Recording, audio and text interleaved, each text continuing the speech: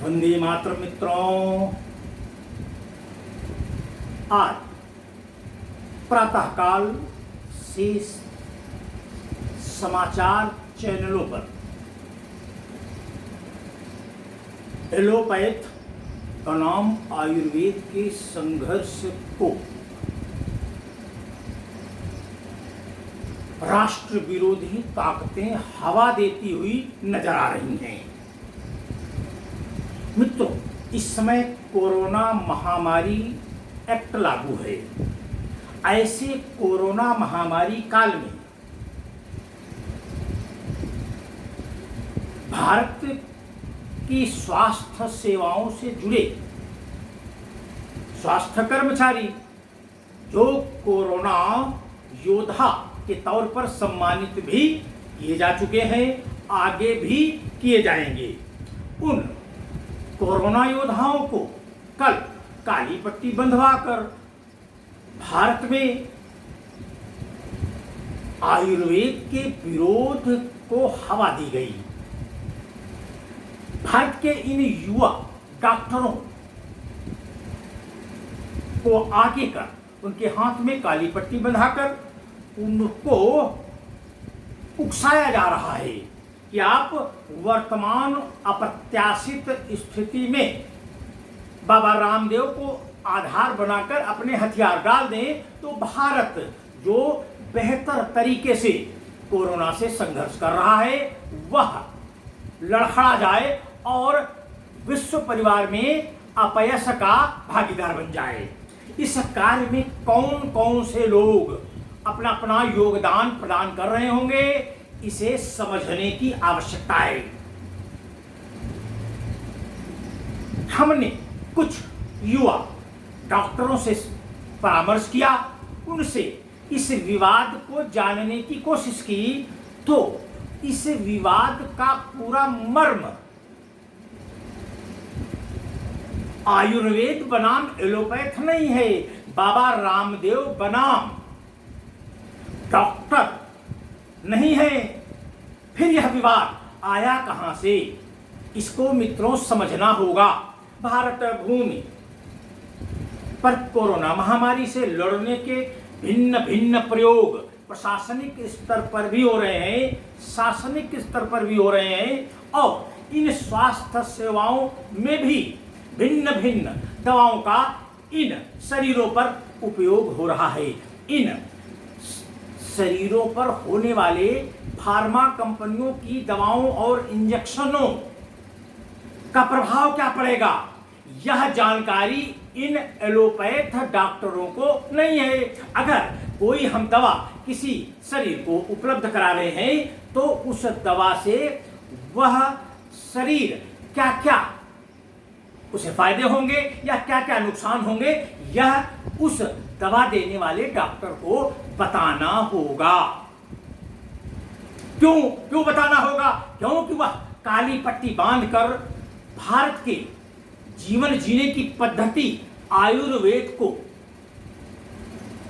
पूरा जीवन दे चुके बाबा रामदेव के खिलाफ है। कल जब राष्ट्रीय स्तर पर कुछ बड़े बड़े निजी चिकित्सा संस्थान जो इस कोरोना महामारी के कालखंड में जिन्होंने कोरोना मरीजों को ठीक करते करते उनकी संपत्तियां तक बिगवा ली हैं, ये वही डॉक्टरों, उन्हीं डॉक्टरों के सब जूनियर जिनको इन सीनियर डॉक्टरों ने उद्वेलित कर बाबा रामदेव को आधार बनाकर इस कालखंड में वास्तव में राष्ट्रद्रोह जैसा काम किया है। अभी अभी सुनने में आया, एक इंडियन मेडिकल एसोसिएशन नाम की संस्था है। यह इस संस्था का ताल्लुक किसी भी प्रदेश की सरकारी संवैधानिक तंत्र या संस्था से नहीं है, नहीं यह भारत सरकार की अधिकृत सरकारी संस्था है। फिर इस संस्था को इस्लामिक पर्सनल लॉ बोर्ड भी इसी तरह अप्रूव्ड भारत के संवैधानिक व्यवस्था में नहीं था, पर उसको भी संविधान के बराबर भारत में इस्लाम को चलाने की अनुमति किसने दी थी? ठीक उसी तरह इस ईसाई मिशनरीज द्वारा संचालित अंतरराष्ट्रीय आपराधिक माफिया कॉमनवेल्थ पार्लियामेंट्री बोर्ड द्वारा गठित एवं भारत के ईसाई मिशनरीज गांधी परिवार द्वारा संचालित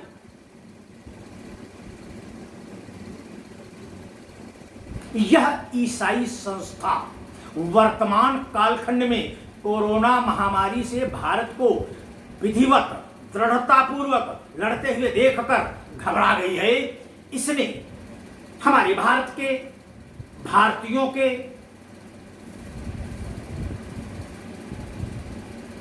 इलाज हेतु जो समर्पित तंत्र निस्वार्थ भाव से सेवा कार्य में लगा था, कल उसको इस ईसाई संस्था ने भड़काकर विरोध के नाम पर सड़कों पर उतारा है।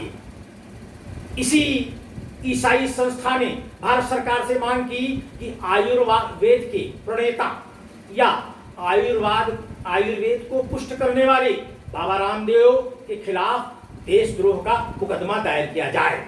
अब कैसे इन लोगों को मूर्ख न कहा जाए? यह जो इंडियन मेडिकल एसोसिएशन संस्था है यह भारतीय नहीं है और यह भारतीयता के खिलाफ देशद्रोह का मुकदमा दर्ज करने की मांग कर रही है। इसका मतलब संविधान में इन ईसाइयों ने कुछ ऐसा जोड़ रखा है कि अगर भारतीयता ईसाइयत को नष्ट करने लगे तो संविधान में गोपनीय कानूनों के तहत कुछ प्रावधान छुपा कर रखे गए हैं। क्या उन्हीं कानूनों के तहत बाबा रामदेव के ऊपर देशद्रोह का मुकदमा दर्ज करने की मांग की गई है, जबकि भारत के नागरिकों के पक्ष में भारत का संविधान निर्णय ले तो इन राष्ट्र विरोधी इंडियन मेडिकल एसोसिएशन के पदाधिकारियों पर राष्ट्रद्रोह का मुकदमा लगना चाहिए, डॉक्टरों पर नहीं। भारत में जो स्वास्थ्य क्षेत्र में सेवाएं दे रहे हैं यह डॉक्टर इंडियन मेडिकल एसोसिएशन नहीं है। इंडियन मेडिकल एसोसिएशन में भ्रमवश, चालाकीवश, धूर्ततावश उन्हें पंजीकृत कराकर उनको भारत के खिलाफ भड़काना इस योजना का अंग लगता है। हमें सतर्कता के साथ ऐसी अप्रिय स्थितियों से बचना होगा। अभी कल या परसों में ऐसी ही एक स्थिति हमारे दिल्ली उच्च न्यायालय को भी ले जाई गई कि भारत की संवैधानिक संस्थाओं को एक जगह, सभी मंत्रालयों को एक जगह एकत्रित कर एक ऐसी सेंट्रल विस्टा का निर्माण किया जाए जिसमें भारत सरकार के जितने भी कार्यालय संसद से अलग किराए की बिल्डिंगों में चल रहे हैं उन सभी कार्यालयों को एक जगह स्थापित कर अघोषित तौर पर इस पूरे संवैधानिक तंत्र पर व्यय होने वाले धन का बहुत बड़ा हिस्सा बचा लिया जाए। मित्रों, एक ऐसा अनुमान है कि जब सेंट्रल विस्टा अपने वजूद में आएगी तो संसद से जुड़े हुए लगभग 1000 करोड़ का व्यय जो प्रतिवर्ष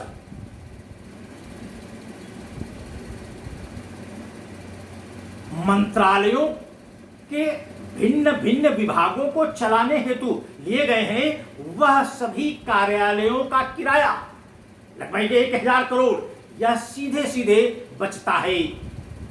उसमें काम करने वाले कर्मचारी, पूरा मंत्रालय से जुड़े हुए लोग, उनका आवागमन, आना जाना, उनकी सुरक्षा व्यवस्था, उनके आने और जाने को लेकर प्रशासन द्वारा हो रही तकलीफें, कई ऐसी चीजों को रोक दिया गया है जो हमें हितकर नहीं लग रही थी। फिर भी उसे रोकने के लिए जनहित याचिका के नाम से जिन लोगों का प्रयोग किया गया वह मात्र नागरिक थे, पर इसके पीछे मास्टरमाइंड कौन था जो यह नहीं चाहता था कि भारत का वर्तमान राष्ट्रनीति आधारित शासन, इस शासन प्रणाली में कार्य कर रहे लोग उस राजनीति आधारित शासन और उस राजनीति के लिए काम कर रहे लोगों के बैठने में स्थान बदल दिया जाए। एक संसद जो 1948 से लेकर अब तक अपने वजूद में है, पर वह अपडेट नहीं की गई। हम सब अपनी शारीरिक अवस्था को अपने घरों में रखे कंप्यूटर, लैपटॉप और मोबाइल को अपडेट करते रहते हैं। जितने ऐप तैयार हुए हैं यह सब अपडेट होते रहे हैं, पर देश को चलाने वाली व्यवस्था, संसद अपडेट नहीं की जाए, ऐसी मांग भारतीय नहीं कर सकता। यह मांग करने वाले लोग कौन हैं? ये वही लोग हैं जो अर्थ व्यवस्था को जब नोटबंदी के जरिए अपडेट किया गया था, तब भी इसी ईसाई मिशनरीज के तंत्र ने राजनीति को आगे करके विरोध किया था। अब वर्तमान कालखंड में जब कोरोना महामारी से भारत बेहतर तरीके से लड़ता हुआ दिखा, तो उस महामारी के लिए कोरोना योद्धा के तौर पर लड़ रहे डॉक्टरों के दिमाग में आयुर्वेद के खिलाफ जहर भरकर उन्हें हड़ताल के लिए उकसाना, यह राष्ट्रद्रोह है। जो इंडियन मेडिकल एसोसिएशन भारत के प्रधानमंत्री से मांग कर रही है कि बाबा रामदेव के ऊपर एलोपैथी के विरोध में बोले गए वचनों पर देशद्रोह का मुकदमा दायर किया जाए, तो यहां पर यह सिद्ध होता है कि IMA ने बोला भी है राष्ट्र के विरोध में, और उसने राष्ट्र विरोध में ही डॉक्टरों को भड़काकर उन्हें हड़ताल करने के लिए विवश किया है। असल में देशद्रोह का मुकदमा इंडियन मेडिकल एसोसिएशन पर लगाकर इस संस्था को बलपूर्वक बंद कर देना पड़ेगा, बंद कर देना चाहिए, बंद करना होगा। यह भविष्य में आंदोलन आयुर्वेद के समर्थक लाने वाले हैं। हम किसी ऐसी ईसाई मिशनरीज की संस्था को भारत भूमि पर सरसब्ज नहीं रहने देंगे जो हमारे इस कोरोना विपत्ति काल में भी भारत को मिटाने और भारतीय स्वास्थ्य के साथ खिलवाड़ करने का विचार रखता हो। आज का संक्षिप्त संवाद मात्र 13 मिनट के लिए मित्रों के लिए है। यह वीडियो हमारे YouTube चैनल, जिसको विजय कुमार दीक्षित के नाम से चालू किया गया है, जिसका मर्म ही है कि भारत भूमि पर अब राजनीति नहीं, सिर्फ राष्ट्रनीति ही लागू होगी। हम उसी को अंगीकार और स्वीकार करेंगे। राजनीति माने इंडियन मेडिकल एसोसिएशन का समर्थन करने वाले तथा कथित राजनेता, राष्ट्रनीति माने भारतीय आयुर्वेद को स्वीकार कर उसे योग के साथ मिलकर करने वाले, अंगीकार करने वाले लोगों के बीच का यह संघर्ष भारत के लिए हितकर भी होगा। आज की वीडियो में मात्र इतना ही। बहुत जल्द हम सब एक नए विषय और वीडियो के साथ YouTube चैनल पर उपस्थित होंगे। सभी मित्रों से निवेदन है कि हमारा YouTube चैनल नया है, इसको सब्सक्राइब करते चलें, इसको पसंद करते चलें। जितना ही आप सब्सक्राइब करेंगे, हमारे वीडियो को पसंद करेंगे, शेयर करेंगे, हम उतना ही प्रोत्साहित होंगे और आपके मध्य आने के लिए बार बार प्रेरित होंगे। भारत माता की जय। वंदे मातरम।